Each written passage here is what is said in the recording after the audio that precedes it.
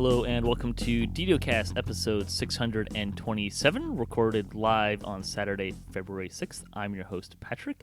Joining me this week, we have from SSG Community Manager Cordovan. Hello, thanks for having me on. Yeah, welcome back. Yep. It's been a while. Yes. Hey, quick DDOCast lore history. Jerry is the person who started DDOCast, Way 15 years ago? Yeah, I know. Not 14? Not quite. It would have been the first show came out in early February of 2007. So the show lags behind the game by a little less than a year. Right. So, yeah. So hey, it's always fun to get you back on the show. Yep. The screenshot this week, Eros steps into the light in the 496 screenshot of the week. Beautiful screenshot. I have to needle Jerry just a little bit as representative of SSG. This screenshot would look a lot cooler if we could get that mount that has the flaming blue hair from Witch Hunt. Oh, there's a story there. I can't. Oh, can I? I don't know. No. No, don't worry about it. It will definitely happen someday. I think that's pretty clear. I mean, Yeah. I think I've said on the show a few times, if SSG ever wants to print some money,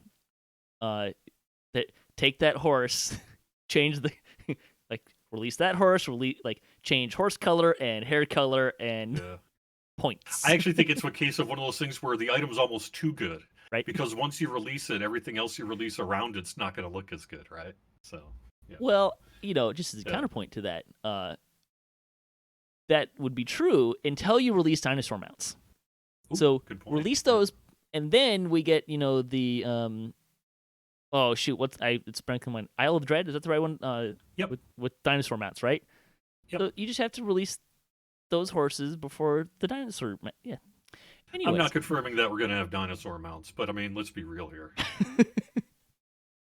If we don't, we will definitely have made a mistake. Yeah, there's give people what they want. They'll spend money, right? Like that's the goal. Anyways, it's Isle of Dread. Yeah. This episode of SSG Feedback Forum. We like to talk about Dungeons & Dragons online nearly every weekend. You can watch us through Twitch, YouTube, DDO forums, iTunes, or from our website at DDOcast.com. DDOcast is hosted by Cyber Ears, the awesome podcast hosting network. The shows are usually available within a few days of recording. The next show will probably be next weekend, and you can stay updated by following us on social media pages. At DDOcast on Twitter is the best place, or on our website at DDOcast.com with our calendar, which is something that I have been much better about updating in the past, and yada, yada, yada. On the podcast this week, we've got Jerry here. We're going to talk about a couple of things that are coming and happening. We're also going to continue our building a tank discussion with part 4 with Epicsoul on the back end. If you're listening to this live, we already did that, so you won't get that here, but you can check out the completed show at your I've leader. been building a tank of sorts on Kyber on the live stream. It's Armog, right? Yeah. It's I really like tanking. It's a fun thing, and it might just be because you don't see a lot of people do it great. Well, I'm definitely going to be one of those people that doesn't do it great. But, at the same time, I agree. It's something nice every now and then to just play like, I have a big sword and I hit things, and you come over here so I can hit you. So. It's also fun to just see how long you can hold a Doom Reaper without dying. True. Yeah. All right. Well, let's get into game news because we do have some fun stuff to talk about with that. The first thing is we did have an update this week, update 48.3.2, which is essentially lingo for update 48, patch 3, hotfix 2. Yeah. We've tried to go to the points rather than use the long words. It's just a better naming system, really. I appreciate it. Yeah. The super long release notes of 2 items. Oh, I know, right? Sentient weapons and sentient artifacts no longer require being unequipped and re-equipped after a log on to see their effects. My experience with this is mileage may vary. Yep. I don't know that it is as fixed as it wants to be. No, I hear that. I hear that. Uh, yeah, I don't. Unfortunately, I'm not ready today to know what the results of that were. I saw people talking about that on Thursday and Friday, but I didn't actually see where we landed on it. Sorry. Yeah. I think I did. There are some. I did notice, at least for me, the new Soulforge set augments. I have not had to re-equip those, so Yeah. moving in the positive direction at least. Yeah, it seems like But we got some, but missed a whole bunch. So there must just be right. some sub check happening somewhere that we need to address. And let's see. You can also no longer unslot augments while your inventory is full. That seems like a good. Were people actually losing the augment? It's generally not that risky because it just goes into your overflow. But Okay. it's just to be safe here. We're like, we really just shouldn't let people get themselves into that state. It's just a bad idea, right? So Solve the problem before it's a problem. yeah. Probably a good idea. Yeah. Also, with this, and we're not going to go into any details over this because them's the rules, but there were several fixes to exploits, which is some stuff that we did get with that. I can tell the DDOcast audience. I'm not can't get into too much detail, but I could say it had to relate to some of the item benefit issues that people were able to abuse that you may have heard about recently on the Game Worlds. Yeah. So that was also in there. Also, with the update was some performance-based maintenance, which happened much faster than was expected, which was super sweet. I think my tech ops team Scottied my Scotty, and we ended up double Scottying it. Oh boy. Yeah. Well, that happens. Yeah. But sure, I think you had agreed to kind of just give players an idea of what that maintenance was, and Sure. and also kind of the feedback you're looking for from that. Sure. So typically what we've been doing for the past, let's say 6 months or so on our weekly reboots is we reboot a lot of the main hardware. All the worlds, the game world boxes get a refresh. And to some extent they're not boxes, but there's also virtual boxes. What we haven't really been doing is doing a full ground up, everything down, everything up kind of a scenario. And that, in part, is because for a weekly maintenance, it would take much longer than an hour. And the perceived benefit is not necessarily what, justifies that work, right? So, but what we've discovered, what we've been looking into is your reports of lag and other game performance issues. And it just seemed like our standard weekly reboots weren't having the impact that they should. So we wanted to give it a shot this time, this week in particular, where we did a much more extensive maintenance. We rebooted what you would call all the virtual machines, and there's a whole bunch of kind of acronym spam that I could give as well. But there's just like a whole bunch of systems and subsystems and systems that power the subsystems and all that kind of stuff, right? And we did a far more kind of ground up maintenance. We typically do that maintenance work about once per quarter. So about every 90-ish days or so, we'll do kind of a longer downtime. Either we'll roll it into a regular game update, and the game update will just take a little bit longer to get done, or we'll do it as part of a special reboot, depending on what the needs are of our release schedule at that time. So this week, for the first time in almost 90 days, we did do, because of the holidays, everything kind of got messed around with a little bit. So for the first time in about 90 days, we did that full reboot work this past week. And we want to know, hey, did it make a big difference? As opposed to just doing the regular reboot. And so far, at least the early indications are that it has. But this weekend will really be the big determining factor on that. Yeah, and I like how you picked the weekend that's likely to have some of the lowest number of play during Sunday afternoon for a particularly big game. Honestly, I don't even know how many people in the office know that the Super Bowl is happening on Sunday. we're not. There are football fans for sure. But There's not an well.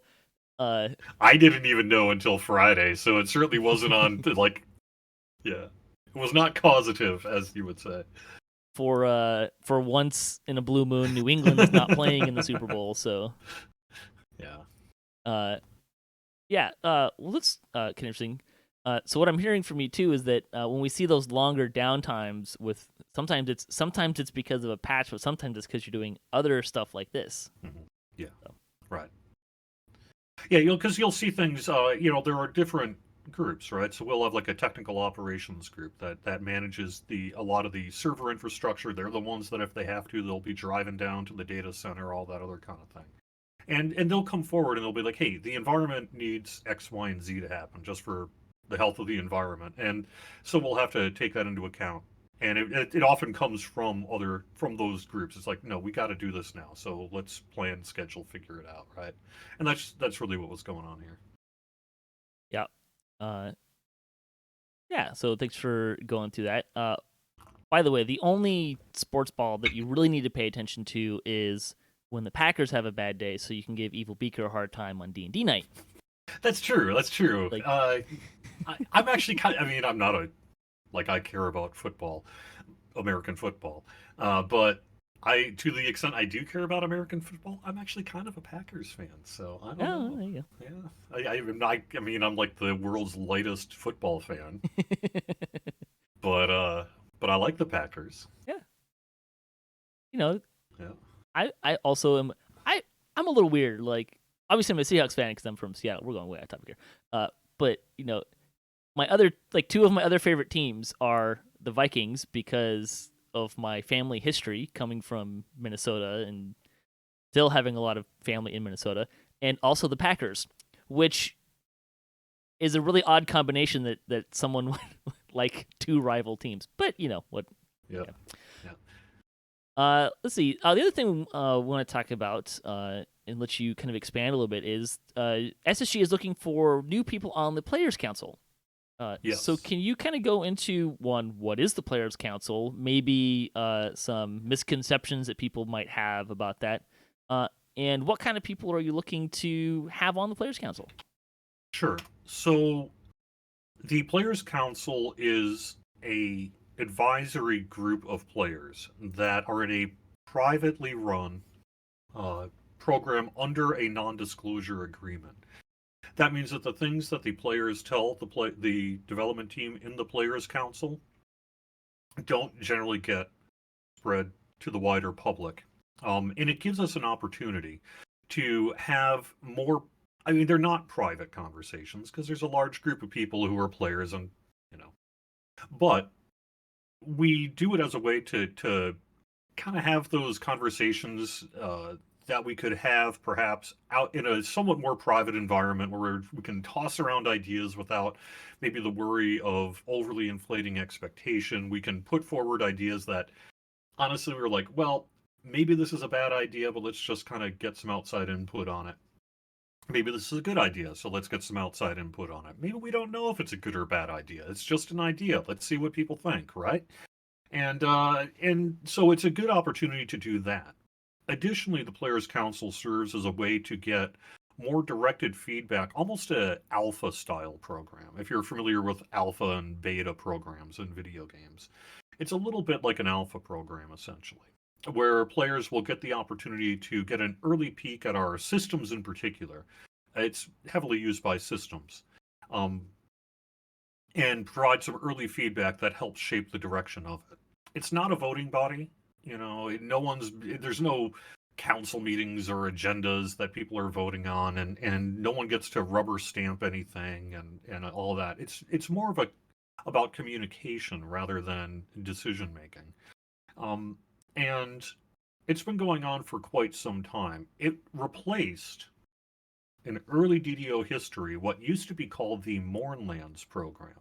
The Mournlands program was in many ways like the Players Council, except it had an actual server that players could log into.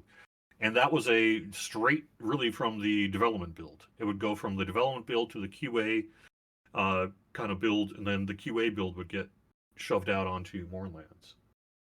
This isn't that because we no longer have that sort of private server infrastructure anymore. It just ended up being a byproduct of budget cuts and efficiencies and needing to make sure that the people we had in house were able to do the work they needed to do. It ended up just kind of having to go by the wayside, unfortunately, and get replaced by something that was less labor intensive on the part of 6 to 8 people. Um, because there were no longer 6 to 8 people, right? And turned into more of a forum and now Discord thing.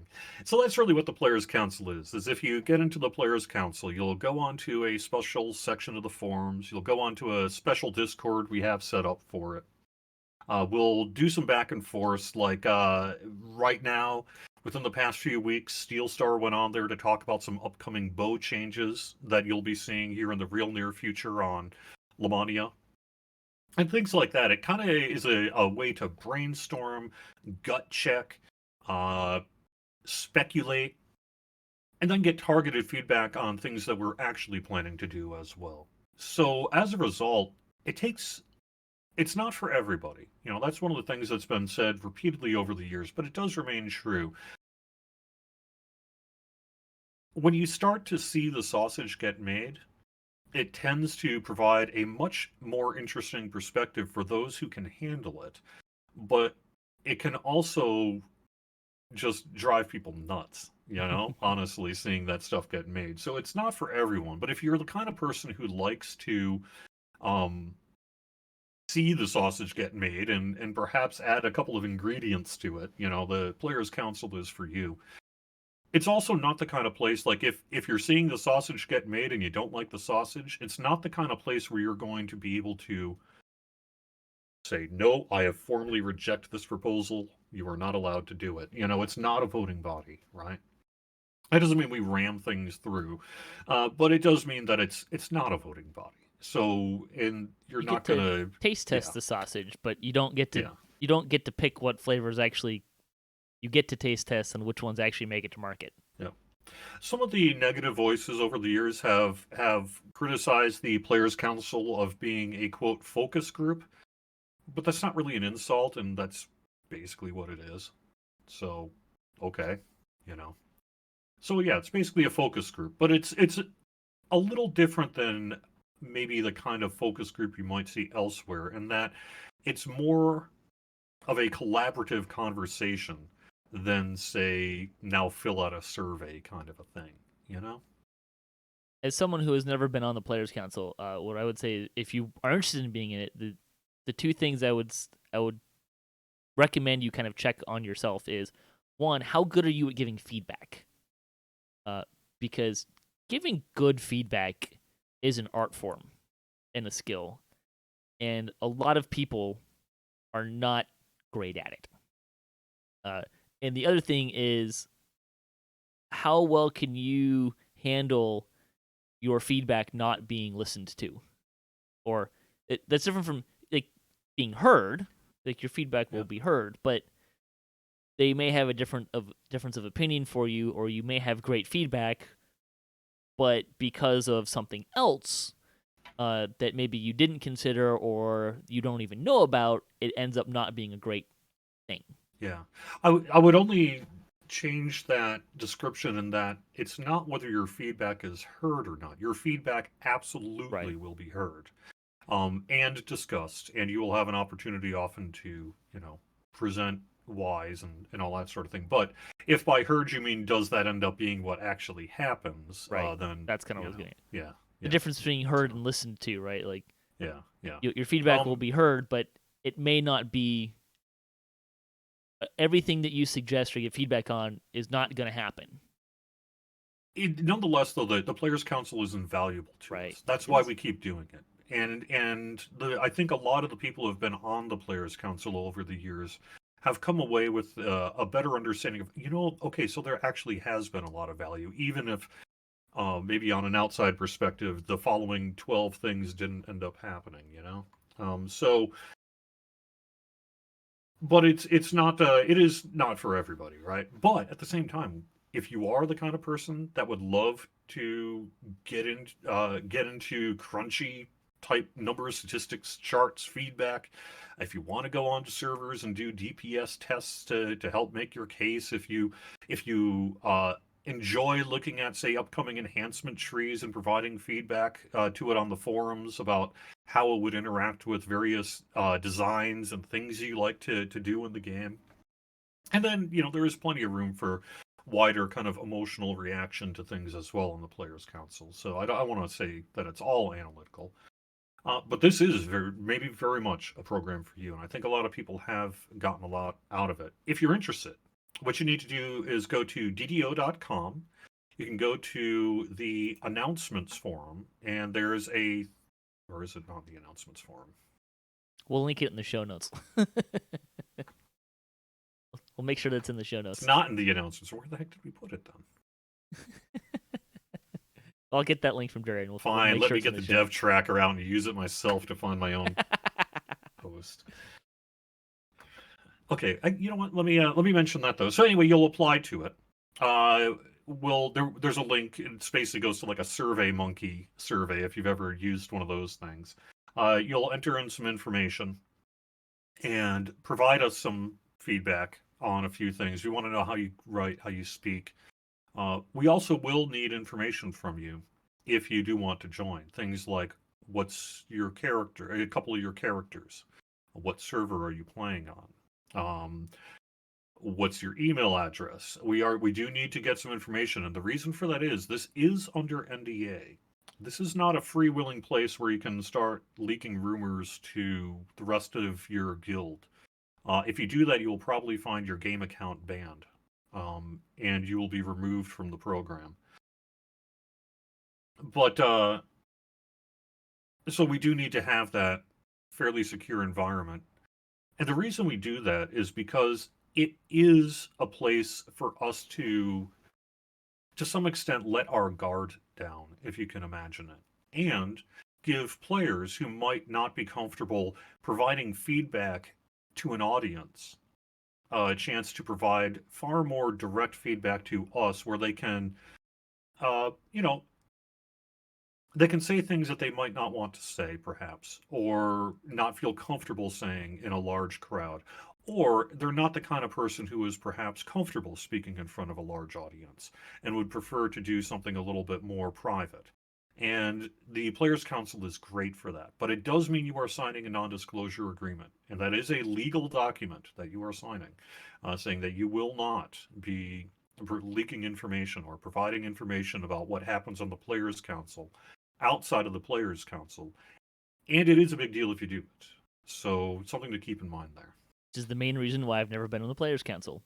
Not because I would do it intentionally, but because I talk about DDO for an hour or more every weekend, and sooner or later I would say something that's under an NDA.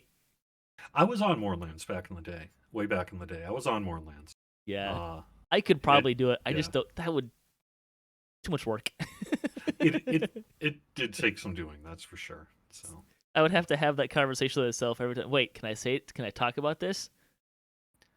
Yeah, I'd rather just not have to do it. Compartmentalization is key, yes. But agreed. You're probably better off just not having to worry about it. Yeah. So if you'd like to take over DDOcast so I can be on the Players' Council, email me at ddocast@gmail.com. Right. Okay, it isn't announcements and contests. It was just, I know. It got stickied, and I didn't read my own sticky. Yeah, actually, I didn't read it, though. So that's the other piece. Let me give you a chance to ask any questions on that before I kind of move on to a little bit of what's happening with the Players' Council as well, because it is undergoing some structural changes. No, I think you kind of answered all of the questions that I would probably think of to ask. Sure. So I would say this as well. This Players' Council that we're building now is going to be a ground-up refresh of the Players' Council, both in terms of structure and in terms of membership. We figure there'll be some returning people from past Players' Councils. There's no, you're only allowed to serve X terms or you serve for Y months or anything like that. We did away with all that stuff over the years. So as long as you're providing us with excellent quality feedback that makes a difference and helps, you're probably going to be sticking around in the Players Council. But at the same time, we have had a static Players Council. We haven't done any work on it really for a couple of years now.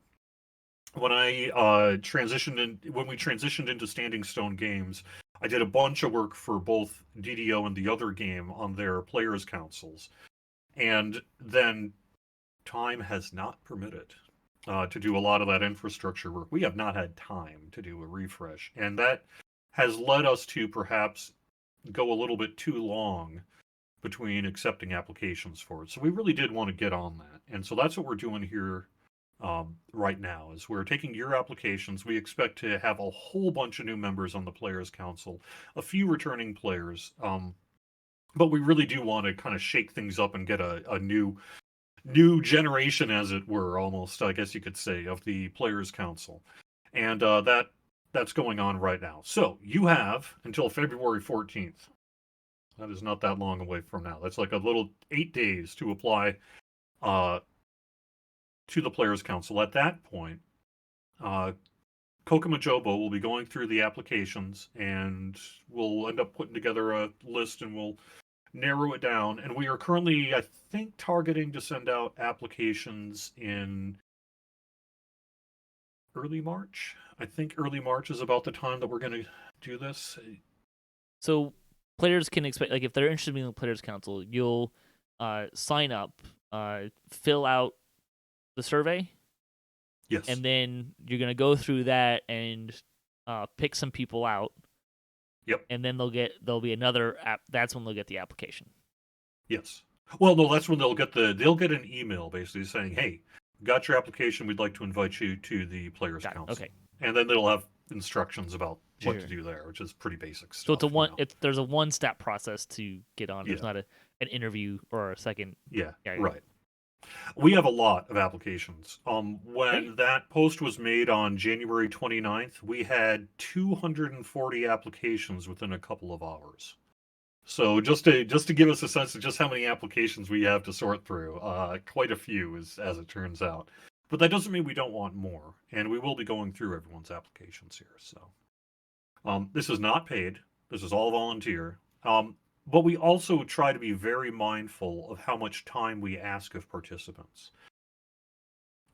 You will have a lot of opportunity to kind of do daily interaction if you want to, but if you prefer not to do that, or if your lifestyle doesn't support that kind of activity, that's fine too.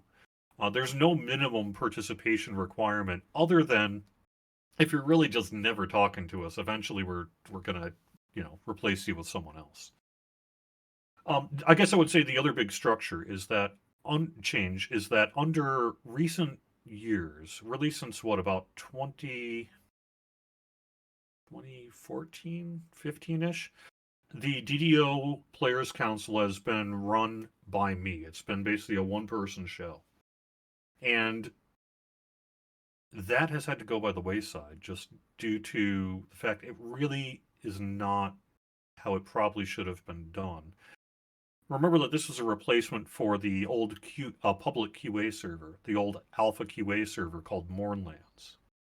And a lot of the work that the Players Council actually does is not a community marketing, PR, reflex, or anything like that, but it's actual back and forth stuff with members of the development team. The systems team in particular gets a lot of use out of the Players Council. And the systems team being the people who are doing a lot of like the enhancement-y kind of stuff, right? Yep. Yeah. Enhancements, items, stealth changes, aggro, the mechanics of the game, more so than the content. We don't do a lot of content previews per se on the Players Council. It tends to be more systems than content. But what I'm saying, I guess, ultimately, though, is that it's moving away from being run by community.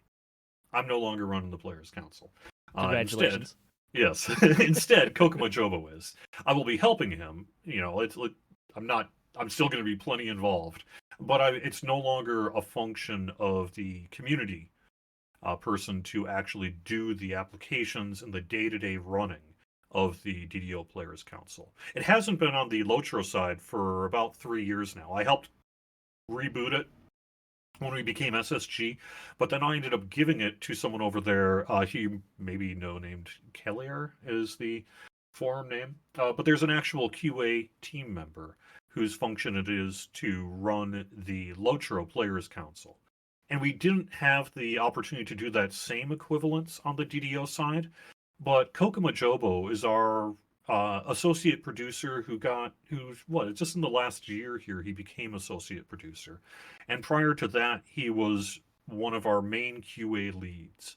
So he's in a particularly unique position to be able to manage the Players Council in a way that just made a lot of sense.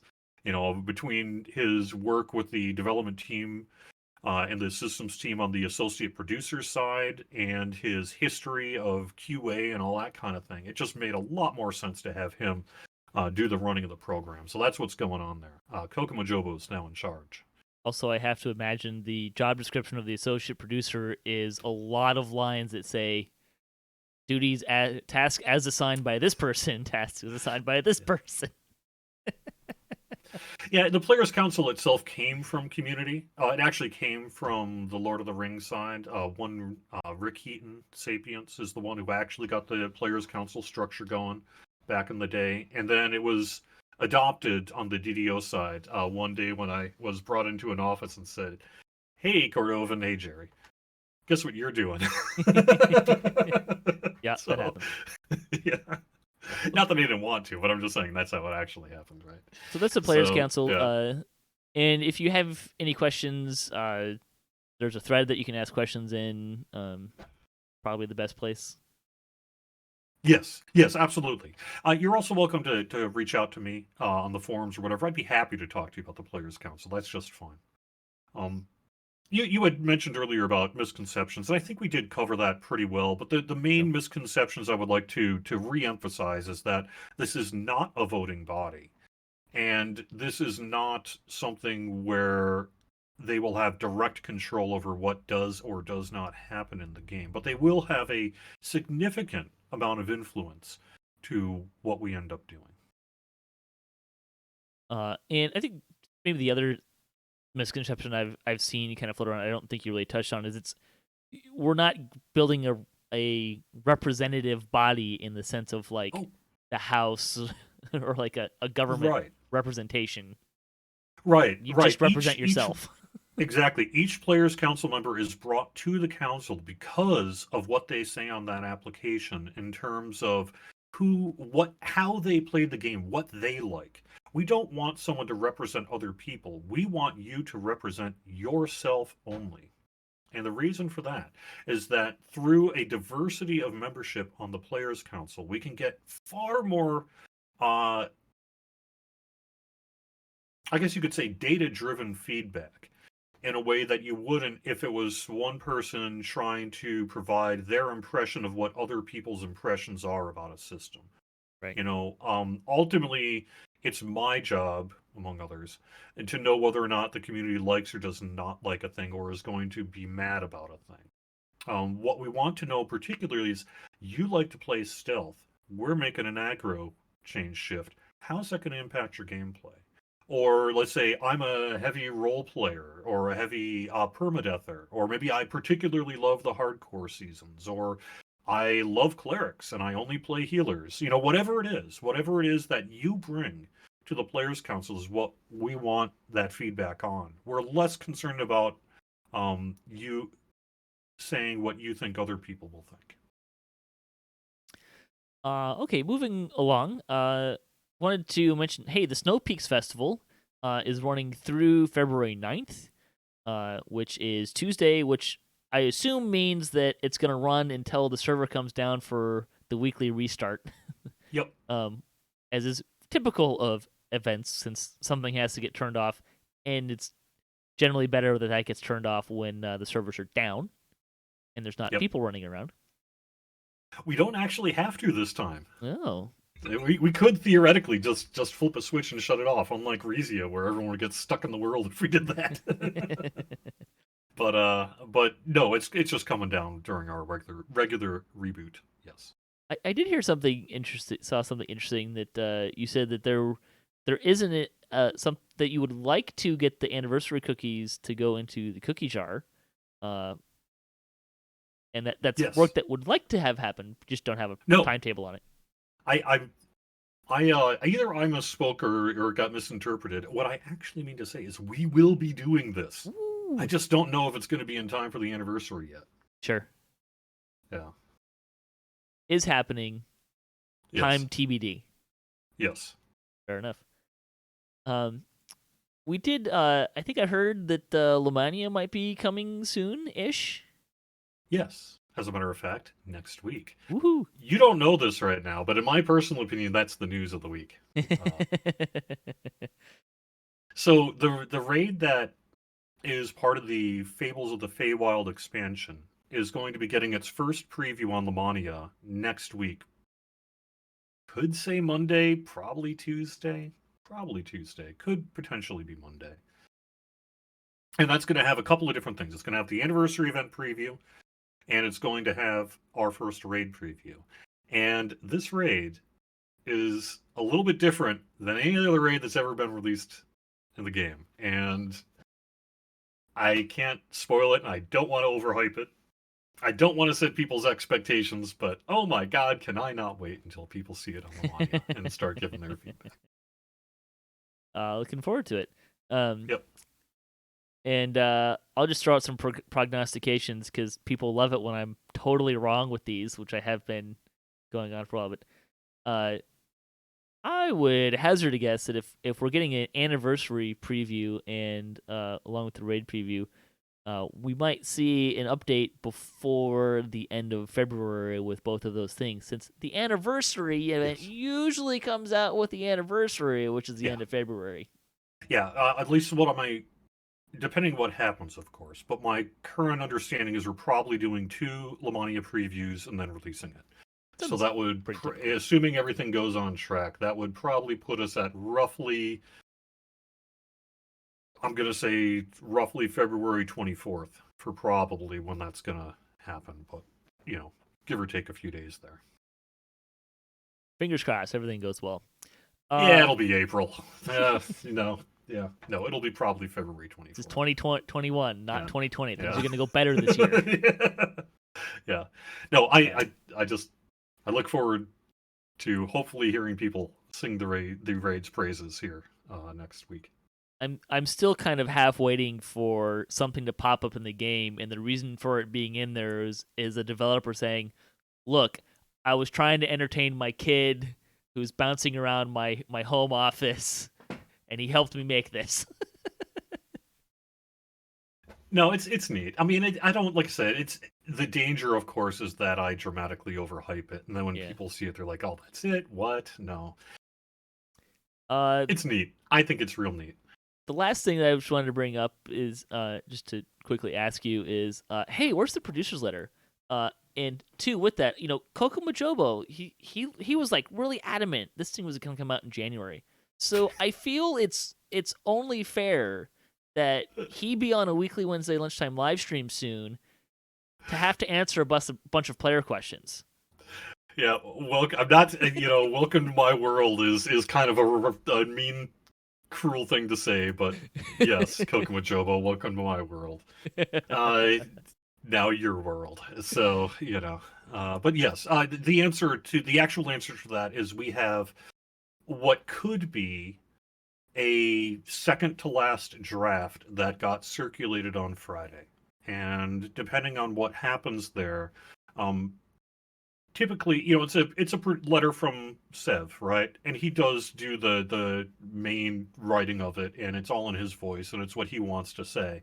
But it's a collaborative effort to try to basically take our yearly development schedule, turn it into a producer's letter, and then, wordsmith it and do all the other kind of, things we have to do with it. So, but ultimately it is a voice from Sev, but the whole team's involved in crafting it. And that is in process. Like I said, we potentially are mostly just waiting. Well, we're getting some feedback this weekend, and then theoretically early next week could be in a position to start doing the next step of the process, which is to do all the kind of um, submissions to licensors and higher ups and sign offs from various departments, like everything from Daybreak PR down to me, et cetera, right? Has to sign off on this thing. And so the writing of the letter ends up actually being the easiest part. And then the lengthy part, the thing that actually takes forever, is getting to the point. Oh, great, now it's written. When can we publish it? Making sure everyone who Yeah. has responsibilities that are being promised in the letter knows that they're being Yeah. has signed up Yeah. for that. Yeah. And there's just basic Yeah. infrastructure in place. Like, hey, we have to let Wizards of the Coast know what we're saying, right? and they have to deal with a lot of licensors, and so Mhm. there is a kind of a baked in process there that takes a little time. So. Although, come on, I would love to see Steel Star's face when he finds out. Wait, I'm building what now? Thankfully, I don't think that's ever happened. I hope not. Yeah. Yeah. Let's see. Bonus days. Double daily dice XP through February 7th. So that's double the XP gems in Yeah. there. It's kind of it's one of those ones that I find is sneakily popular. Yes. People really like that one more than I typically would expect compared to some of the other ones. Probably not too surprising.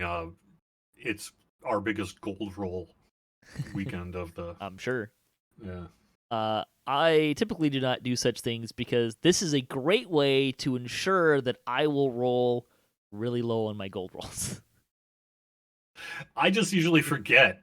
Even though I'm the one who announces it, I'm sitting there on Tuesday afternoon doing my gold roll for the week. So, yeah. Yeah, Don't be no, me, people. Don't be me. my home server gold roll this weekend was less than 10. Thank you very much. Yeah. Store news. Honor Your Guild this week. 20% off of Astral Shards, Guild Renown Elixirs, and 50% off of Guild Charters, Guild Airship Beacons. It's a nice little combination there. Double daily dice and 20% off of Astral Shards. We'll take advantage of that. The coupon code, 5 long-lasting Bull's Might potions, coupon code 5BULL. A lot of people aren't going to get much from it. Nope. But there are also some people who will. Like, let's say you're rolling a wizard or something like that. Just take it. It won't hurt. It'll help you carry a little bit more, deal with stuff. It doesn't hurt, right? So there's some classes that are less strength invested that can still get something out of it, and it's long lasting, meaning it persists. Right. So. All right, that'll take us to community news. The 412th Chronicle, the DO Players Council is being refreshed. That's the community spotlights where they talked about that. Yeah, I'm sorry, folks. I didn't have much. I didn't have a lot of big community spotlights this week. I was struggling a little bit. So. Hey, if you want to nominate someone to make Jerry's life easier, nominate a player, email at contact@sandstonegames.com with the subject line Player Spotlight. Yep. So check that out. Let's see. Comment for the week. This is always fun, asking Jerry to answer his own question. How does the House Kundarak Bank keep everyone's possessions organized? They have a magical version of the Dewey Decimal System. Let's say, can we just say magic? It seems like the easy answer. A lot of portable holes, or and bags of holding, or something like that. The real question is it one, guarded by an albino dragon, and two, is there a roller coaster water ride to get down to it? So the reason I thought of this question, I was like, well, doppelgangers are all over Dungeons and Dragons, and you would think approaching the House Kundarak Bank that they would just be like, hey, Armagh, nice, here's your stuff. But how are they going to know that you're not some shapeshifter, doppelganger, polymorphed person, of which there's lots of, because it's D&D. So that means you must have an account number or something, but no one's going to remember an account number. The adventurers don't remember account numbers, do they? And you're not going to give them a sheet of paper because, it'll get stained in blood and sweat and all the rest of that stuff. So how do they keep it organized? That's what I want to know. I feel like the more you ask these questions, the more the mystery of the world unravels. Like a movie. The more you think about it, the less sense it makes. Maybe they just do have a magic identify spell or something like that. Yeah. Fan site news. We got a shout out for our episode last week, continuing to build a tank. DDO players news works through some math. DDO stream, first stop to find DDO on Twitch this week. Our brighter days ahead fights Devilry. D&D night goes in search of the unknown, and Doug Glendower heads to the chapel. Also on Twitch, Six Sides of Gaming travels to Barovia. Pathweave fights a particularly tall vampire, and Bearded Wonder gets crazy. Some new names in there. That's always exciting. Hey Jerry, I'm trying to spotlight as many new people as I can. While you're here, if someone is twitching or doing videos of DDO, how can they let you know? Hey, highlight me. Please, I would love that. Just send it in, DDO@StandingStoneGames.com. Say, hey, I've been I'm running DDO every Wednesday night from 8 to 10 in a show called I'm the Best Player Ever. And, here's a little blurb about me. That is perfect, because it gives me an opportunity to be like that. Or even better would be like, I had a really good video this week where I soloed Von 6. Here's a link to the video, and you could just say, Armagh defeated a dragon. Soloing Von 6 is pretty impressive, actually. Well, I'm just saying, kind of tricky. if that kind of thing. And whether you want to get it to me from, ideally, DDO@StandingStoneGames.com, that way I can shove it into a folder set aside for the DDO Chronicle. But regardless, just get it to me if you can. Usually what I do otherwise is I just go onto Twitch. I do a search for Dungeons & Dragons Online. I start scrolling through what's been done in the past week, and I try to find things that are interesting. That's really all there is to it, otherwise. I'll, got one I can send you to. Let's see. That pretty much wraps up, the Chronicle. Don't forget to check out Cordovan Wednesdays for the weekly Wednesday lunchtime live stream, which is where and when?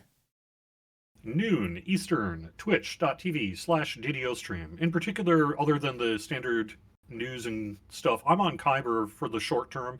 I recently TR'd a long-standing old character that is in desperate need of just kind of renovating up to 2021 standards.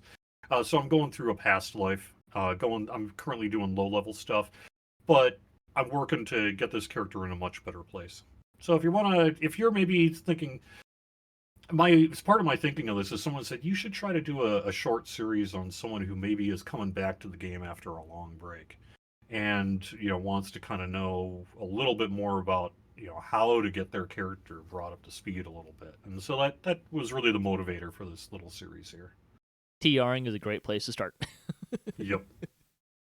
Yes. All right. Let's see. Don't forget to check out D&D Night on DDO streams, Sundays, 7 p.m. Eastern. Both of us are on that a bunch. We've been doing this for 2 years? Yeah. Maybe almost 3? It's been a lot of fun. Yeah, I think almost 3, yeah. It's been a lot of fun. That's tabletop D&D on using Fantasy Grounds, who has generously donated a bunch of stuff and sponsored the show. Make it happen. Yeah. And if nothing else, you can come watch us make fun of Evil Beaker and the Packers. Yes. Whenever we can. Other teams may also be made fun of. Let's see. DDOCast news. Check us out on DDOCast Wednesdays at 5:30 p.m. Pacific time. Most Wednesdays. Kind of playing it by ear with. Hey, schedules are just weird now. Yeah. I think there's going to be a baseball season this year, so yay. So I might be gone for a little bit for that. But see, I thought someone was already just waiting, because they take so long, right? They'd spent a year and they're just still sitting there waiting for the guy to throw the ball. So, luckily, there's rules that prevent that. But yeah. Anyways, also you might see some non-DDO related stuff on DDOcast. Look, I play other games too occasionally, and just kind of having some fun with other people and making videos and having fun. So don't be surprised if you see some of that. If you want to see less of that, you can send me an email. I'd be happy to ignore that, and you can just ignore those videos. It'd be great. Yeah, there we go. I generally don't want to say too much about kind of my personal Twitch streaming and stuff like that when I've got on the formal SSG hat, but I have been doing some retro gaming and Atari stuff lately. So if that's something that's of interest to you, you can find me over on twitch.tv/mockduck. Yeah. And we're just going to kind of close out the show. Thanks for being here. You already did your plug. Anything else you want to plug? No, just that this is the final weekend of Snow Peaks and the first half of next week. So make sure you get that Snow Peaks stuff done. Any of the ingredients you pick up will persist until the next Snow Peaks. I can't guarantee that they're going to be used to get whatever new items we release. You know, to some extent, you need to battle hoarding when it comes to new items by perhaps introducing a new ingredient a la Night Revels. We'll see what we end up doing there. But this stuff is going to persist. It's not going to expire. And hope you've had fun with it. I think overall the feedback has been we're off to a really good start on the Snow Peaks Festival. And once we start expanding it, similar to what we did for Night Revels and other things in the coming years, I think it's going to be pretty cool. I was excited to see that there's talk about having other challenges or new challenges with that.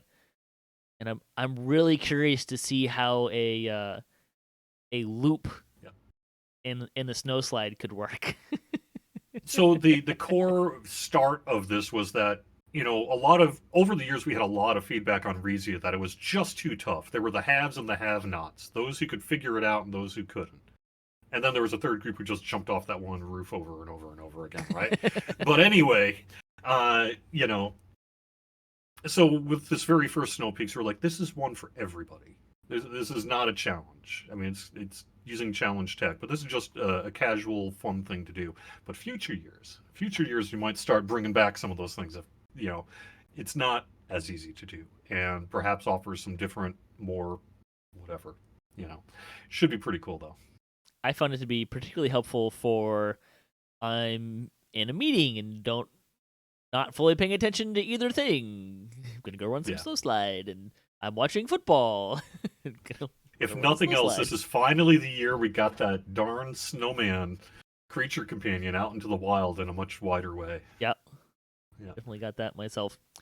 Hey, is there we talked about this earlier, but anything you can tell us about upcoming hardcore timeline or anything, or is that still kind of nebulous?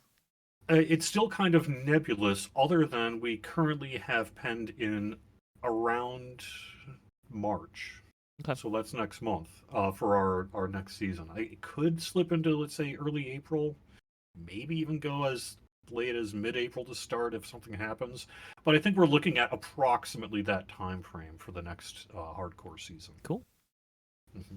All right. Well, thanks again to Jerry for joining us today, and thanks to all the contributors for DDOCast, especially Epicsoul, who joined us for building a tank, and to Standing Stone Games and Wizard of the Coast for making DDO happen, and to Cyber Ears for hosting the podcast. If you'd like to support the show, you can visit our website at DDOCast.com, or you can also find us on Patreon. Hey, if you have a comment on this episode, a question you'd like to hear us ask, a topic you'd like to hear us discuss, or you just want to say hi, leave a comment, email us at DDOcast@gmail.com. Don't forget to check out our website, DDOcast.com, for show notes, MP3s, our calendar of previous shows, and other fun stuff. And if you have a DDO-themed webpage, or you Twitch DDO, and you'd like to be featured on our website, you can email us at DDOcast@gmail.com, and we can do that for you as well. You can also find us on social media and follow our latest cast updates at DDOCast on Twitter is the best place. So stay tuned for part 4 of our building a tank discussion. Before we do go into that, I did want to mention, because in all of the things that we talked about between Epic and I, we about 2 hours after we were done recording said, "Oh shoot, we didn't mention this." Yes.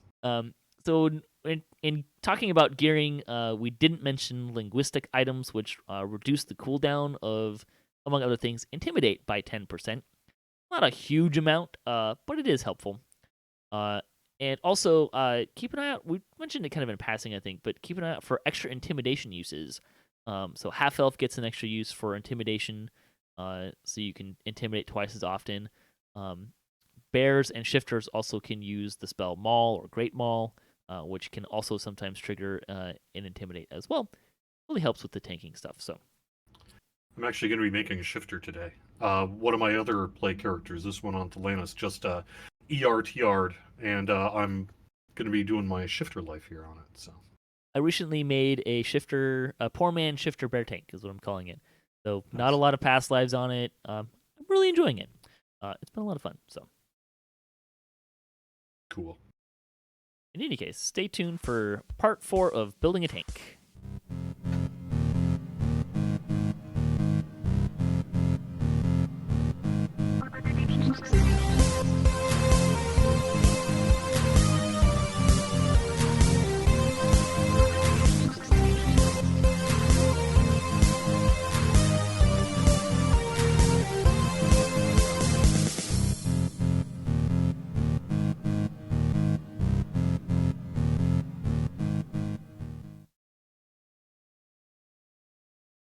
All right, welcome back to part 4 of building a tank. We're here again with Epicsoul from Lava Divers. Hey, everyone. Welcome back. So last time we talked kind of about some more specific build choices you can make, as well as a couple of specific builds and some things we like about them and whatnot. We're going to get into some things today about gearing, supplies that you should be bringing, and just kind of my favorite, just kind of title bullet point, friends with benefits, which is always fun to talk about. And that's kind of where we're going today. I think maybe let's do supplies, friends with benefits, and then get into gearing, because I think gearing is where we're going to spend the most of our time talking today. Or maybe not. We'll see how it goes. But supplies. So what are some things that consumables, things that you have found over the last couple of years in tanking that have been really helpful to remember to bring? Okay, yeah. So some things that are not specific to tanking, but everyone can benefit from is Yugo pots. Yugo pots and rim pots as well add some stat bonuses. You can get a total of +4 to your stats from each. The one thing about Yugo pots is they do have some negative benefits from using those, and you can look this up on DDO Wiki to see what those are. But I think the Bear's Endurance, or whatever it's called, for the Yugo pot gives you +2 con, but also, is it 30 hit points in addition to that, or is it 20? I don't remember. I believe the penalty is attack speed, though. Which is not the biggest deal for a tank. But you can block a lot. Yeah, and in addition to those hit points that you get, that's affected by your percentage increases to your hit points. So I think a Yugo pot gives me around 80 hit points after drinking it. So those are a couple things that you can use. Fire cold shields, like the 50% elemental absorption to fire and cold damage. I'm always looking on the auction house for those, for things like if you're in KT and a shadow comes up on the platform, it can drink a fire shield potion and the damage isn't as bad. Or if you're in too hot to handle and you need a quick one, you can drink a cold shield potion. Another couple things is Steel's Eternal Flask. I think it's the super old coffee blend or whatever the name of it is, gives you a +10 festive bonus to Intim, and I think 75% bonus to Insight. Hate. Yeah, it's a hate. Also, it increases your unconscious range. I was not aware of that, so I think it's 100. Well, so that's a neat little potion that comes in handy. It's also a very annoying little potion because you have to drink it every 90 seconds or you are slowed and can't jump very high. There's also a penalty to dodge, like a -20 penalty to dodge with that. That comes out of the anniversary event, if you're wondering where to get that, which, hey, that should be coming up soon. So It should, yes. Put that on your list. I might actually get a couple of those since I now have more tanks in my roster. Yeah, I have it, and it's definitely useful, so get one. I do not use it unless I have to. I have fallen off the island in KT, jumping to a jet more times than I can count because I forgot to drink it again. A couple other consumables that I use are Tinster Scroll. It adds a +4 alchemical, which I guess now I've not used those because of the new augment sets, but it still adds some hit points from the alchemical bonus to your constitution if you don't have that stat. I think it has an AC bonus too, doesn't it? Yes, it does. Another really important thing, depending on what you're trying to do and trying to accomplish, are the scarabs for spell absorption. Are another consumable. It goes in your trinket slot. You can pull them from random chests in quests, or find them on the auction house, hopefully, which is what I look for. And those just absorb spells. And if your equipment, you don't have enough spell absorption in your equipment, I think we use that in KT quite a bit for the curse before the Heart of Sulmati's trinket came out. Yeah, some other ones to throw out there. The daily dice are actually a gold mine of things that you can get. There's potions for PRR, potions for MRR. There's also potions for range and spell power and melee power. Less of a concern for tanking. There's also the alchemical intimidation potions that come out of that. There are some +3 con potions, but they only last They're like a minute. Yeah, it's not worth it. Yeah. But you can also get, I think it's on the same channel as the Remnant potions, but the Supreme Ability potions, which you can also buy from the store if you want. Thank you for keeping the lights on if you're investing heavily into those. Those are some kind of consumables that are pretty useful as well. Some other things that I'll throw out there, curse pots. I mean, everyone should have them. I don't feel like we should necessarily have to talk a lot about that, but get curse pots. The remove yada yada potions, other than paralysis, which you can't use if you're paralyzed. Have those on hand. It's really hard to tank if you can't see, if you're blind, and that kind of stuff. Yeah, I think situationally the FOM pot from the Mysterious Remnant Trinian, that is situationally useful as well. There's been times in Lord of Blades when the dogs are spitting electric grease on the floor and I need to move and I can't. It's useful for situations like that. The other thing I want to throw out there is I think most commonly we've used Ice Storm Scrolls, but the reason why we use those is if you know there's going to be some monsters that are going to spawn in a certain spot, you can throw those down. They don't last a long time, but you can throw them down, and when they pop, they'll get hit by your Ice Storm, and you will get the initial aggro. This is something that was really common in KT. I assume you guys. I didn't watch the R10, but I'm assuming you guys used it in that as well. We did, yeah, for the islands. So there's back in the day, solid fog clickies used to be a big part of that. I know we used to use Hound of Zoriat because people couldn't hit the intim to get Mama. They'd use solid fog clickies.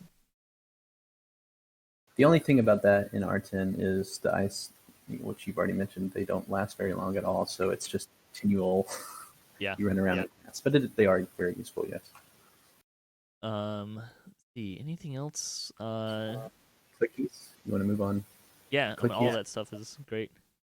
You got Hood of Unrest from the Night Rebels, which is a must-have in my opinion. It's forget exactly what the dodge bonus is, but it's essentially a lesser version of Mailed into Darkness that you can use once per rest, and it lasts 20-something seconds. It's really useful.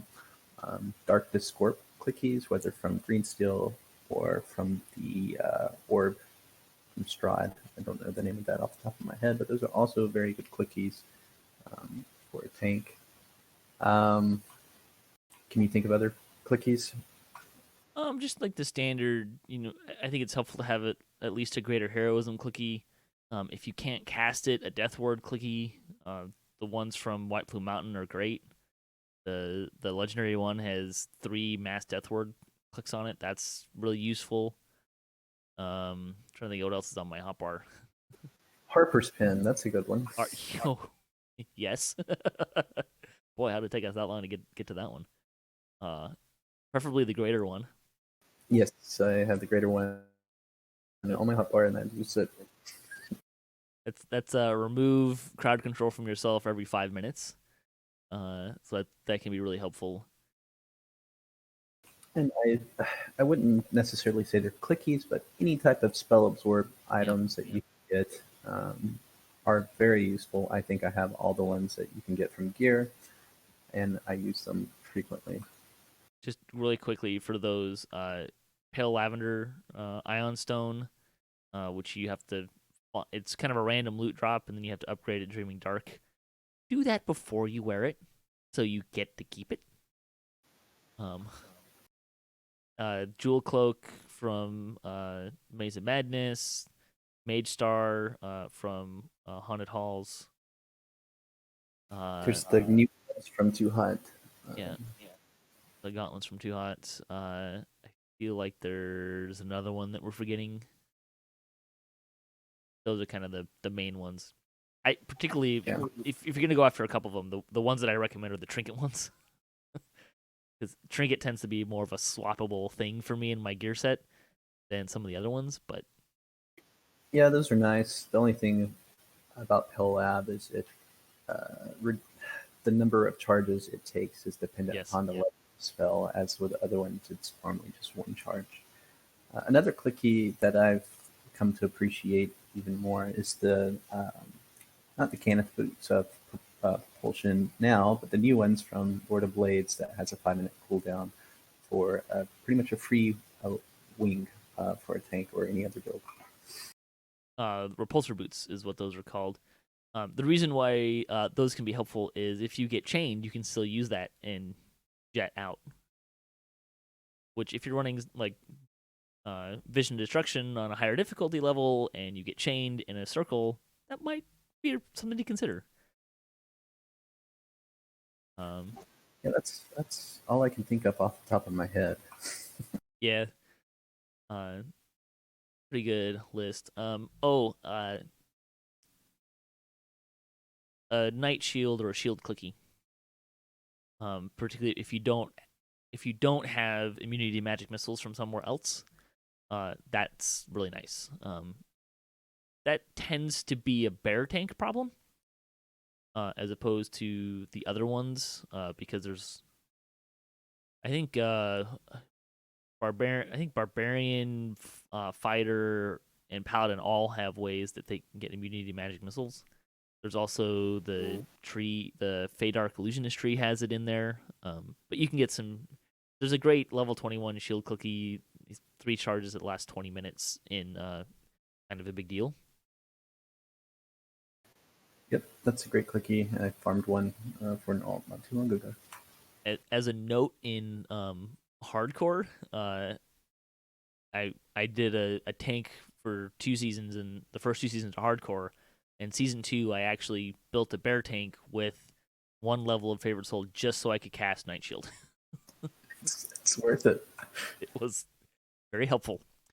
There is all of my tank builds try to have 2-second deflect arrows, or at least 6-second deflect arrows, but you can't always squeeze that in like in my barbarian. So the Bottle of the Storm or Bottle of Storm from Strahd offers a clicky for a few seconds that gives you deflect arrows. It's situationally useful. It's not a must-have, but it's something to keep in mind that if it drops and you're building a tank, I would definitely get that. It's actually something that I use on my monk occasionally. I think it's the only character I have that has it, but when in Too Hot, if I'm going after Cogs Trash, I'll try to remember to hit that so I don't get hit by the skulls. Yeah, it's very useful. Okay, let's talk about friends with benefits. And what we mean by this is bring friends. I mean, you're a tank. We're going to assume that you are lousy at killing things.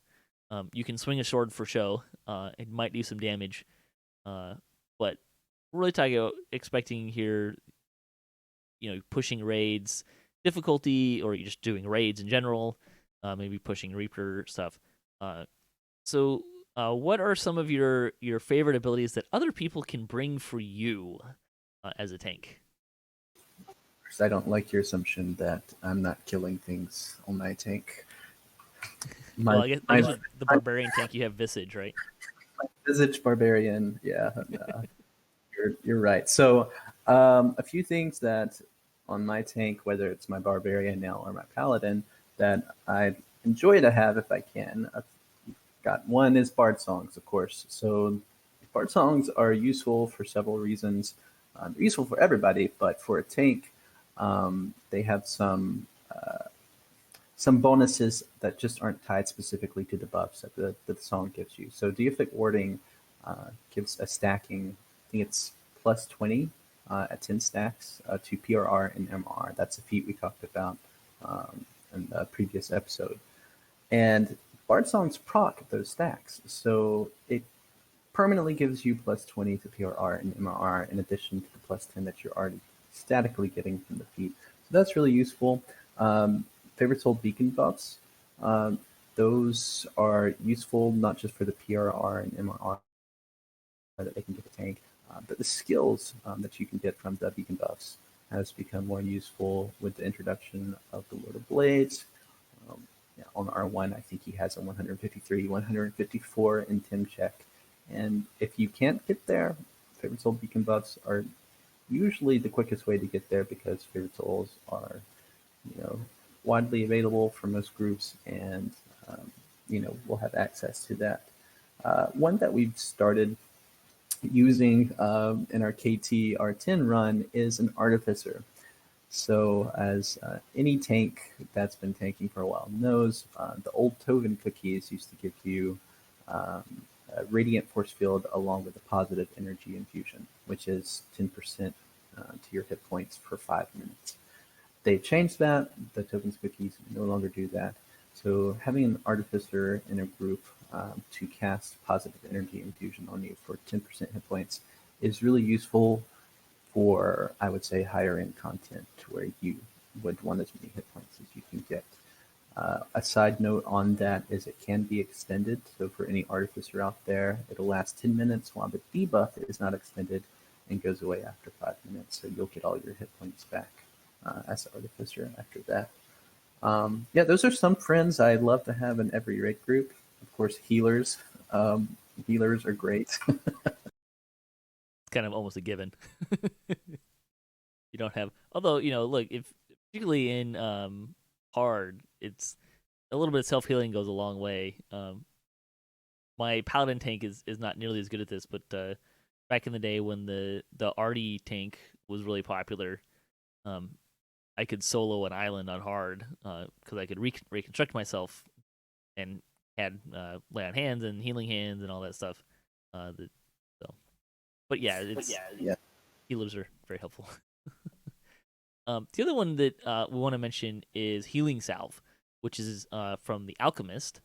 And the reason why that's helpful is because you can give someone 100% base healing. Emphasis on the base.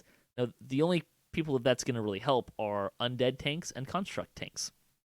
But if you listened to us last week, on the last show that we were talking about this, that's a big deal for those tanks, right? Like the undeads have a 50% healing penalty to healing amplification, and they don't have ways around that other than Healing Salve. Warforged and Bladeforged do have some enhancements that can reduce that penalty, but it's still there. Right, and I would add to that the actual calculations for the removing the base healing penalty. It is not, I don't know how to exactly say this, but it benefits over than what you would think. So, for instance, if we did some testing, and it's not just giving you 100%. Like you keep what you already had, and it adds 100%. Does that make sense? I think so. Right. So it's your healing goes from really poor to extremely good with the added 100% to your base healing. So those are useful if you're running those tanks, and we did for a while, and we had some specific people in our guild that would twist, 3 alchemists or whatever, so that they could, cast Healing Salve on people. It also comes with the ability to give someone negative healing amplification if they don't have it already. I don't think I've ever actually seen anyone really utilize that, but if you needed to get creative about healing, you could use that as well if you had a negative spec wizard or something. Never used that in a raid, but I have used that in Quest before on my wizard when I was doing Reapers or whatever. It Yeah. could be cool. It's there. It's just like repair. Like we just don't repair heal really anymore. Like when Vision of Destruction came out in Heroic, that was a big thing that we could do. And it was one of the really nice things about having a Warforged tank was because you could get another healer out of a sorcerer or wizard. Yep, scroll reconstruction scrolls. Yeah, the amount of healing power that we can produce though has generally kind of overcome the need for that. We'll say, so people don't tend to think about it as much. But maybe someday it'll be a thing, and it's possible. Yeah. A couple. I just want to throw out again. Martial Hymn is something that other people can bring and cast on you. It's also, I would say, a more specific and probably less thing to use. But Shirati does also have the I can't remember the name of it now. It's a tier 4 ability that you can cast on others that gives a percent decrease or a percent absorption for energy. Depending on what you're running, that could be a thing that you may want to have someone twist in and bring for you as well. Yeah, use that for I think it's called elemental absorption. That sounds right. Yeah, but it adds some usefulness for KT or too hot. There's a lot of elemental damage in those raids. I do have a secret ambition of being able to tank the shadows in Tower of Despair section of KT at some point. I don't know that the math will ever support that, but it depends on the difficulty. But yeah, someday I have it as a goal to do that, and that would probably be a key part in that as well. Thing just with the friends with benefits thing. You're limited to one use of certain clickies. We mentioned Hood of Rest, which is practically another uncanny dodge. Your friends can have those as well, and you can cast those on your friends. So we've used that before, just recently in our R10 KT, tanking the Lord of Blades. We would talk to each other and make sure that my guildies are casting uncanny that Hood of Unrest on me as the timers run out. So those are also really useful for your friends to have in the party, for you as a tank, not just for themselves. Great point. Yeah, absolutely. Yeah, I think that pretty much covers. Throw one more out there. Monks.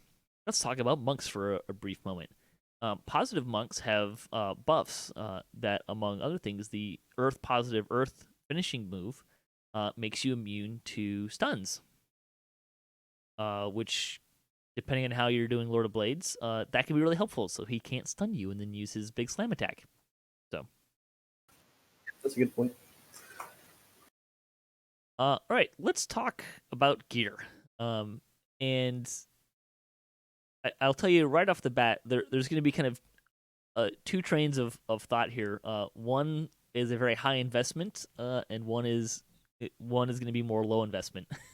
The higher investment is going to be Legendary Greensteel, and why that's still kind of the gold standard. 4 or 5 years after the fact? How long has it been out? I don't remember anymore. But anyways, so we're going to talk about some gearing stuff, and we'll probably get into like what our specific gear choices are, and maybe some swap stuff that we haven't already talked about. But we'll just kind of emphasize for a moment that this is to give you some ideas for how to go about figuring out your gear and some options,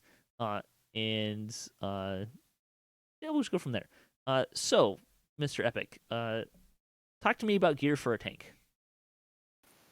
Well, we just mentioned over nearly half of my gear, and that is Legendary Greensteel. I run a 5-piece Legendary Greensteel set for the added hit points. It's 36% to your base hit points. which you can't find anywhere else, not to that point. So that's why most of my gear is still legendary green steel. I wear it. Let's stop for a quick minute because some of our listeners may not have ever made a legendary green steel, and you have to make them somewhat specifically.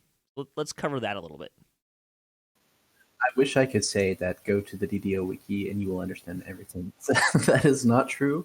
It is a very confusing system, and it's kind of a tried and tested type thing, so you can understand what you're doing. But essentially, when you're wearing 2 pieces of green steel, depending on the type of green steel you made, opposition, dominion, and what's the third? It's one of the options is ethereal or material escalation. There we go. So you can have these sets, and when you're wearing 2 pieces or more of the same set, even though that I won't get into that, but you'll get a set bonus, right? So there's one that gives a percentage increase to hit points, and I'm wearing an opposition set, and you can learn more about that on the wiki and how to build those. Currently, I'm wearing, I have all elemental resistances and an unconscious range item, and those are my 5-piece opposition sets, which gives me the bonus. So for 2, you get a percentage increase to HP, and then after that, for every augment you have in that set, it adds an additional 2%, which you add all 5 pieces together, all 5 have 3 augments, you end up reaching 36% in addition to the base augment set. That sounds very confusing, and if you're wondering why, the answer is because it is confusing, and the wiki might help explain some of that away, or PJ might be able to explain that better, because it's not a simple system. Yeah, the simplified version is, as much as I can make it, is each there's 3 tiers of augments on a legendary green steel item, and each one of those tiers you make 3 choices: an elemental focus, and then either ethereal or material, and then the third choice is escalation, opposition, and dominion. The one that matters here is the opposition. For every opposition augment you have, and like Epic said, you can have 3 on an item. You get a bonus to hit points. So even if you just have 2 items that are 3 times opposition, you're gonna get a nice benefit from it. The other parts are, you can play around with. I wouldn't make the same thing multiple times because it's not going to stack. But and then the ethereal material choice has a set bonus with it as well. The one that I use on my tank is mostly ethereal because that gives incorporality. I think I have somewhere around 7 or 8% incorporality. It's not as high as like a ghostly item or something like that, but when you're wearing 5 pieces of legendary green steel, you don't have a lot of choices with gearing. And we talked about before about why hit points are important, and how you kind of end up really going into a math game of, all right, everything else is irrelevant, just give me all the hit points. That's kind of what's going on there. But even if you don't actually have to get a 5-piece, you can have a 2-piece, and you're still going to get some benefit out of it. Also, the kind of the low cost version of this is the winter set from Feywild, which has a 4-piece winter set, gives you plus 20% hit points, and it's the same bonus that you get from legendary green steel.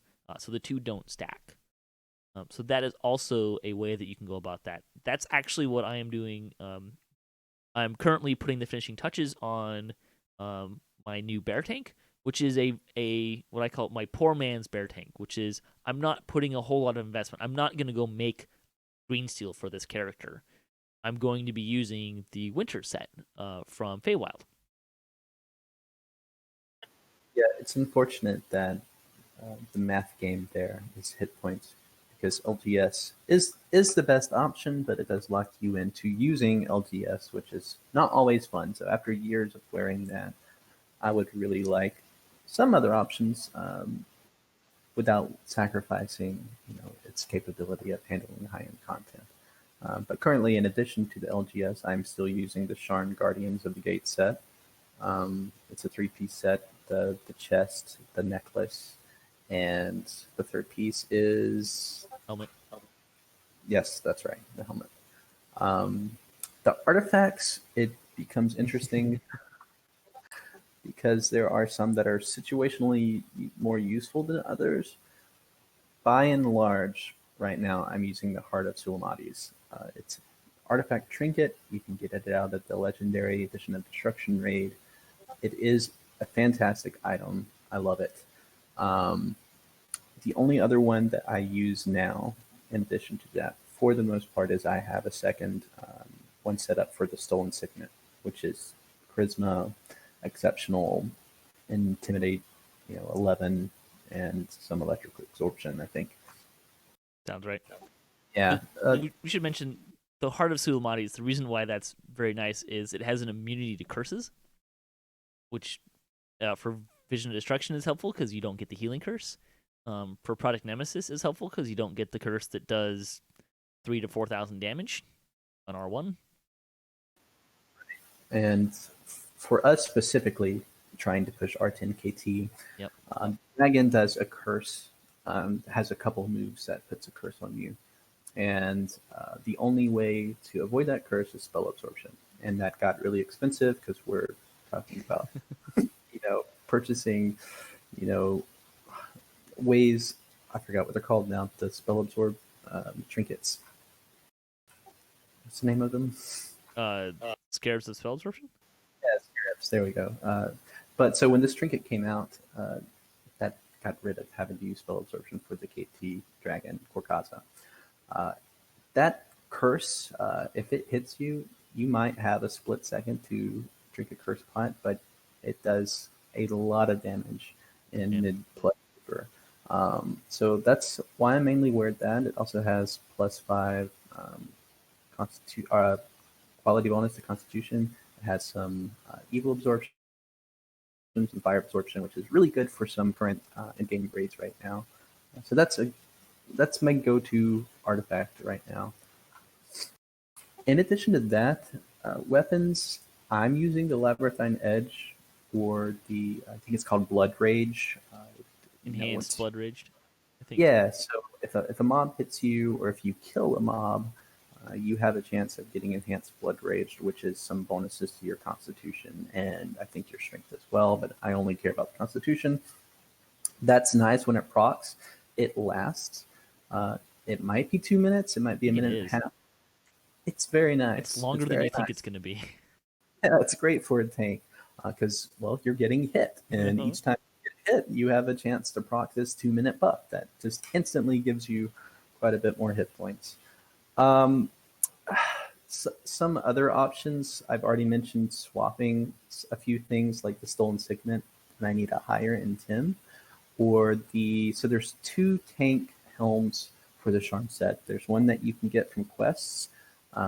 There's one that you can get from the Too Hot raid.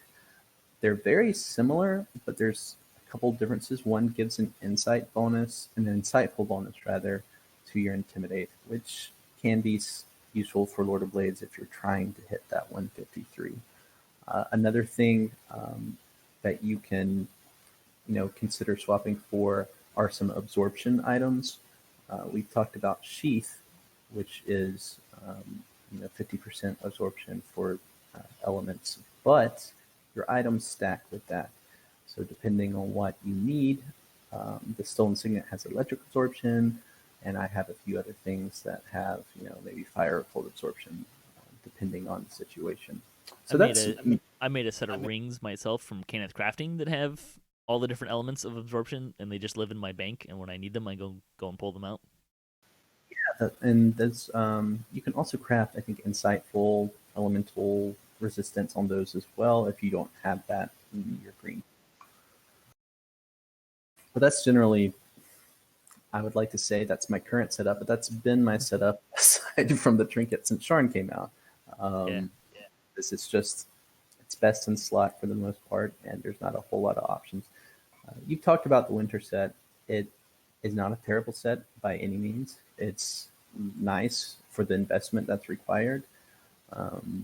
So that is definitely an option if you don't have these things and you still want to tank. You want to be able to go into quests or raids and still be able to tank. Winter set is a viable option. I don't currently have a breakdown for you on how I would make that, but I can give a kind of a rough sketch in that the boots from there have con and insightful con on them. No, sorry, they have insightful and quality constitution on them. The Prince's Gauntlet, which is an artifact, has winter on it and is 22 constitution and a bunch of amplification for all types of healing. Which, if you have that, you can get into some really interesting things because a bard song can give you healing over time of all sorts of types. Then you throw in a negative healing salve. You could probably get some pretty decent healing out of the bard song on the negative side as well as the positive. Bracers, the gloves. Yeah, gloves, bracers, boots. Mention. How did I forget what I was mentioning? cloak too. I don't know if you use the cloak or not. No, the cloak wasn't one I was going to be using. Gloves, bracers, boots. Like I was just talking about one that I was going to mention. Those are all options. You know you have the armor for sure. Well, I was actually planning on using the Sharn set with the 4-piece Feywild. Because they don't overlap as much on the beginning. The Winter Ring, which has Intimidate and Insightful on it. I think some insight and stuff like that. So that gets you a 4-piece, and then you can the Winter Shield is in there. I want to kind of put shields on the side for a hot second, but that's kind of where that guy is going. I might end up going for trying a full 7-piece winter set and kind of comparing it with the Sharn set. The big thing that the Sharn set has that the winter set doesn't is elemental absorption. 15%. Yeah, something like that. The winter set has a little bit more AC bonus. I think it's a 15% AC bonus to AC as opposed to the 10 from the Sharn set, and it has more threat. And it has a couple other things. It has higher PRR and some other things. The other thing with the winter set is you can pair it, because I'm using the Prince's Gauntlets, which is an artifact which is also summer. I'm using the Ram's Belts, which is also summer, which gives plus 25 MRR. So it kind of covers both of those. But the two sets are competitive but slightly different. That's really what it comes down to. Some other kind of options, things I want to talk about when it comes to gear is collective sight goggles. My main tank is using those as Constitution. That's where his Constitution and Insightful Constitution is coming from, which is really helpful. I use a lot of Trinket is kind of my go-to swapping spot. Partly because I haven't built out and purchased a Heart of Sulamades because I haven't gotten one for him yet.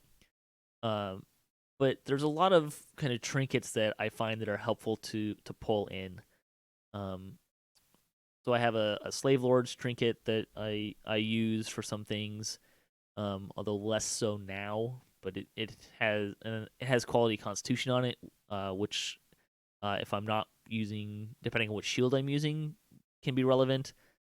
Also, the medallion, the Battle-Worn medallion out of Gatekeepers, is a pretty nice for boosting my intimidation if I need to. It has quality charisma on it, and it has greater heroism on it.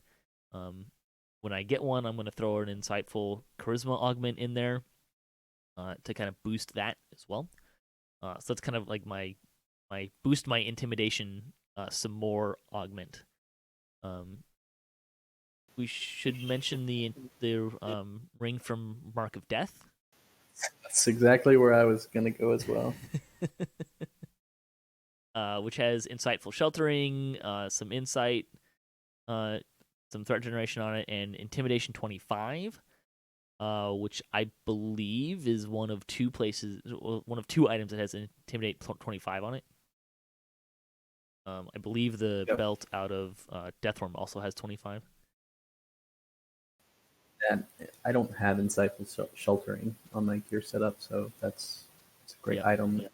The vitality on there as well. I needed. Yeah, vitality's on there. Make sure if you have the older version, you update it, because the updated version is a lot better than the old version. Let's see. Another thing is, would you consider the new augments as part of the gearing? Because there's, we do want to talk about augments. Yeah, we'll talk about augments, then we'll talk about shields, and then we'll wrap it up for this week. Augments, death block augment, is really important because the violent beam from prismatic spray bypasses every other known form of death block. Dumb, but that's what it is. Not equally, but another good augment similar to death block is a petrification immunity. Mm-hmm. If you don't have an item that gives you that, there are a couple in-game raids where petrification could be an issue if you don't have a no-fail fort save or something like that. Yeah, so that's the shield from Defiler Just. You can turn into a petrification augment, or you can just wear the shield. I do find that my shield is somewhat of a swappable item. My default is the one from Too Hot to Handle, which has quality Constitution 5, and then I think that's the one that has the alignment absorption on it, and some other things. The Wild Fortitude. It's a great one. It gives +4 alchemical bonus to Constitution, and you can get that by getting, is it Quarry Forged trinket or the necklace out of Lord of Blades? Yep. Yeah. That's the one of the new augments that you have to. The trick to that is you have to get 3 of that augment, the Wild Fortitude augment, and then you have to put it in 3 items that don't have a set bonus that you're using. Which, if you're wearing a 5-piece Legendary Green Steel and the 3-piece Sharn set, means it goes in the other 3 open slots.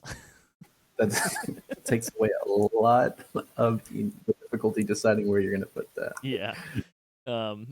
Basically, it's your 2 ring slots, and what was the other? And your goggles. Yep. That's it. So that's a really helpful augment. Because I'm a paladin, you will find that most of my shields actually have a.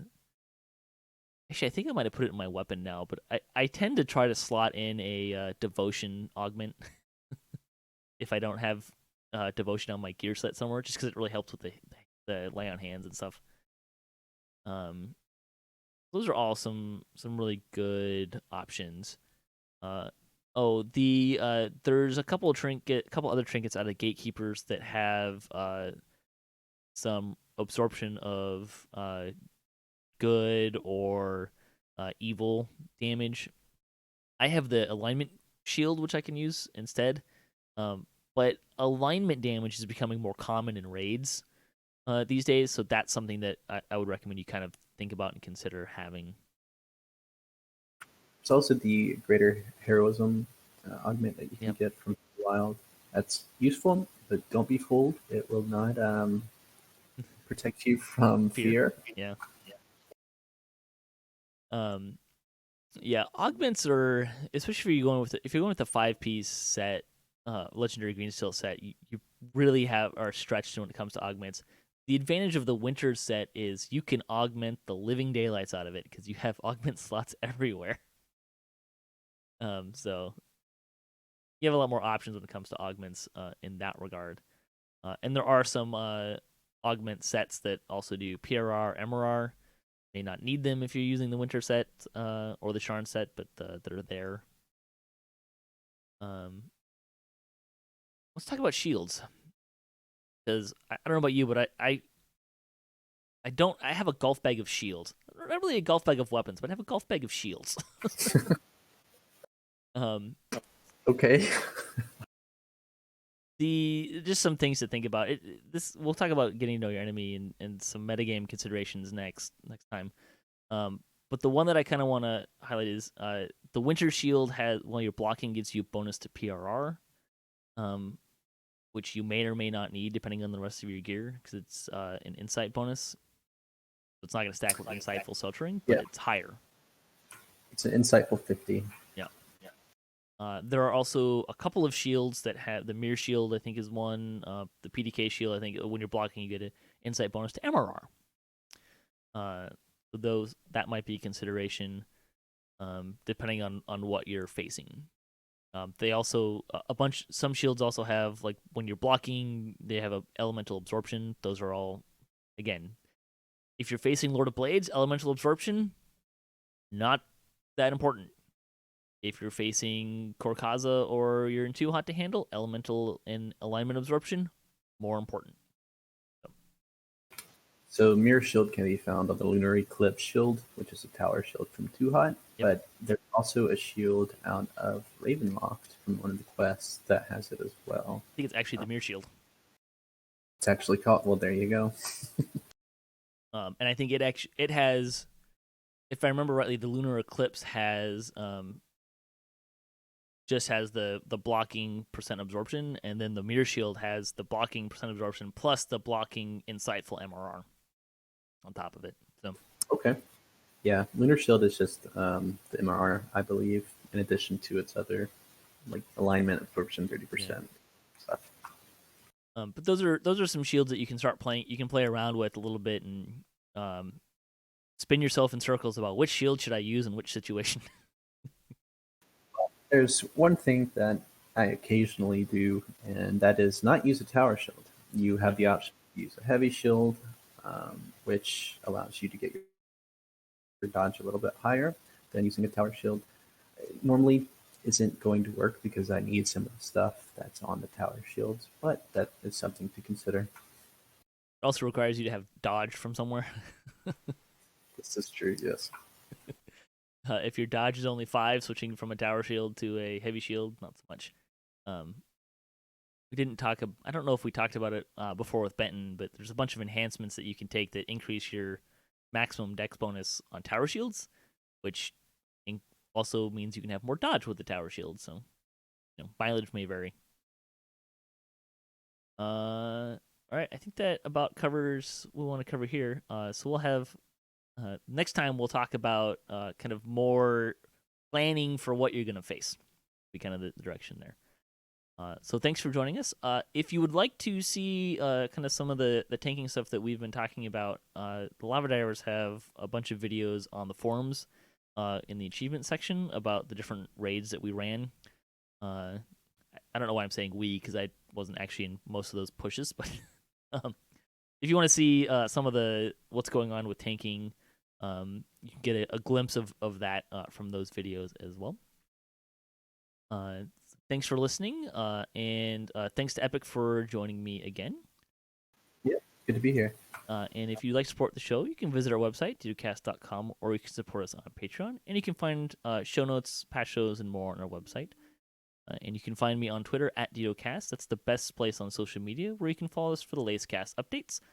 And if you'd like to join the discussion, leave a comment or email us, DDOCast@gmail.com. So until next time, may all your attack rolls be crits, all your chest level appropriate, have fun, and don't forget to gather for buffs.